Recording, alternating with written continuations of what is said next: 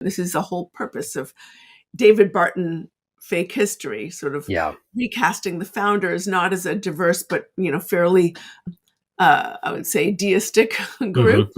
Deism, which would have been seen as was heresy at the time. They weren't Bible thumpers, but he's got to reframe the history, and that's the way that the rank and file, they say, oh, see, we conform to this history, so we are the true Americans.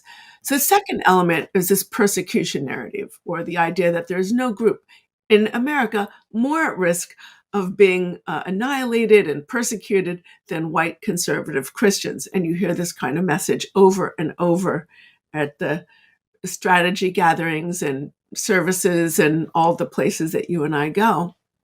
Then there's this catastrophism, this idea that America's on the edge of an apocalypse because of pluralism and secular liberals and the feminists and the woke, et cetera, and whatever the woke means, anything they don't like. There are all kinds of scapegoats here. And they say dramatic measures are necessary to save true Americans from an ugly fate. And finally, movement leaders say we need a leader who's going to break the rules. We don't want a nice guy. We want the tough guy because the rules are already broken. We need someone who fights for us.